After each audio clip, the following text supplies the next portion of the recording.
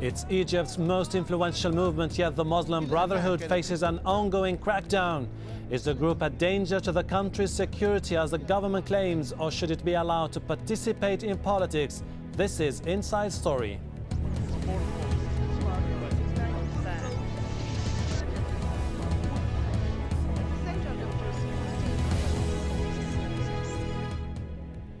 Hello, I'm Hashim Ahal Barra. It's Egypt's most powerful opposition movement, and it's been at odds with the government for decades. Now the Muslim Brotherhood, officially banned but tolerated to a degree, is facing a huge crackdown by the authorities ahead of local elections. Leaders say hundreds of its members have been arrested in the run-up to voting. They accuse the government of trying to prevent them from taking part in the polls, but have vowed to carry on regardless. The Brotherhood, which renounced violence in the 1970s, scooped a fifth of the seats in Egypt's last parliamentary elections, to the chagrin of President Hosni Mubarak and his supporters. Local elections were originally scheduled for 2006, but the government postponed them until this April. While joining our discussion today are our guests in Cairo, Issam Al-Aryan, a leading member of Egypt's Muslim Brotherhood, and in Washington, D.C., Michelle Dunn, Senior Associate at Carnegie and editor of the Arab Reform Bulletin. Thank you very much indeed for joining us. Let me start by asking Mr. Issam Al-Aryan in Cairo. Mr. Issam, Khairat Al-Shata, leading member of the Muslim Brotherhood, and 39 other members are facing charges of money laundering and financing a banned movement. They could face long-term jail sentences. How concerned are you about the outcome of the trial? I think this trial is injustice trial. It is a military trial, of course. Those are civilians. They are politically charged, and there is no crime in these charges and in the papers of the tribunal. I think those people must be freed soonly, because they spend now more than 15 months behind the bars in the prisons. I think money laundering and supporting or backing terror is not a real crime of those people. The real crime is they are reformers, they are political active in the society, they are dangerous for the dictatorship that regime is making since more than 50 years in this country. This is the real crime. So you're of those saying people. basically, they are peaceful people. Mr. Issam, that the charges are unfounded. Let me go to Michelle Dunn in Washington, D.C. The clampdown is described as an attempt by the government to dry up the finances of one of the most impressive movements in Egypt. Do you think that this clampdown has the potential to cripple the Muslim Brotherhood?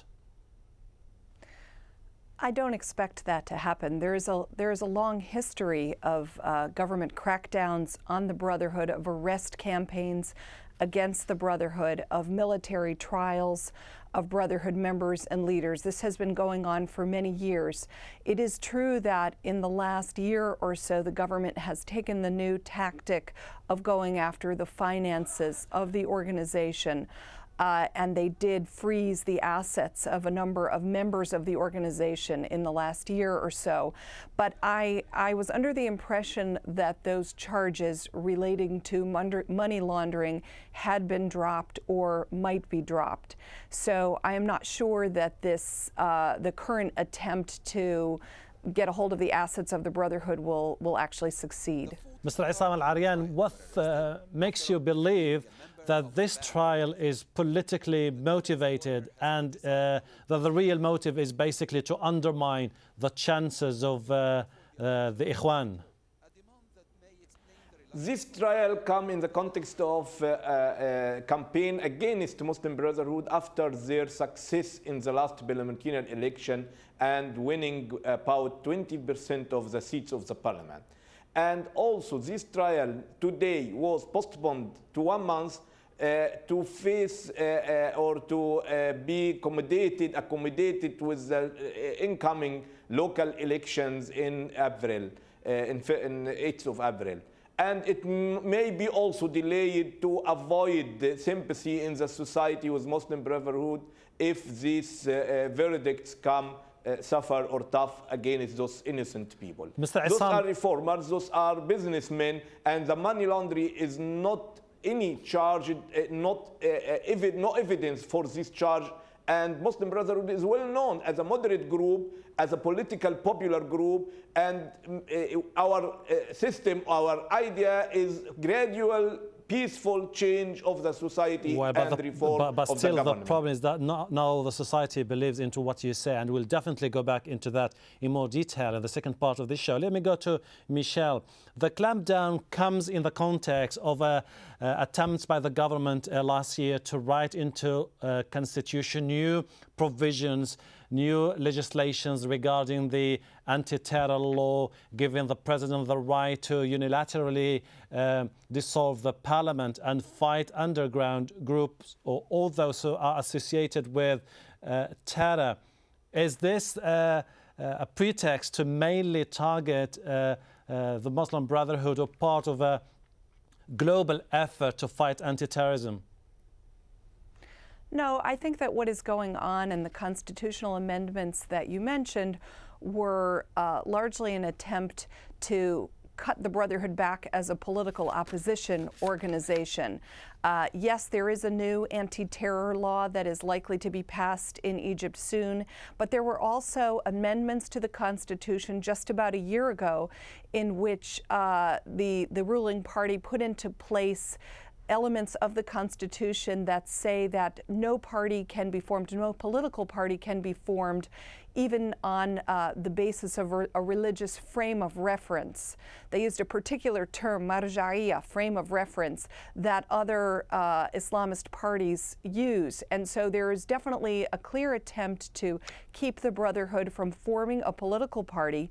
And also, these campaigns of arrests are, as I said, they have a long history, the Egyptian government does, of arresting Brotherhood figures before elections to prevent them from contesting, or at least to cut down the number of Brotherhood candidates that will be participating in elections. Mr. Issam Al-Aryan, this is something, this is not unprecedented. You've had similar experiences in the past, but you accepted to take part in the political game. You present yourselves as victimized, but others say you should bear with the responsibilities of trying to take part in a political system while you are still banned as Ikhwan Muslimin or Muslim Brotherhood. But we are still citizens in this country.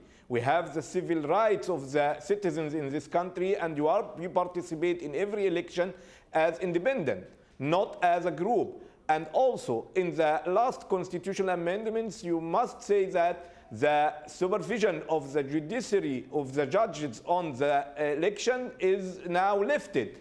And the election as a whole process under the authorities only, and fraud and rigging of election is now open for the authorities, as happened during the last half of the centuries.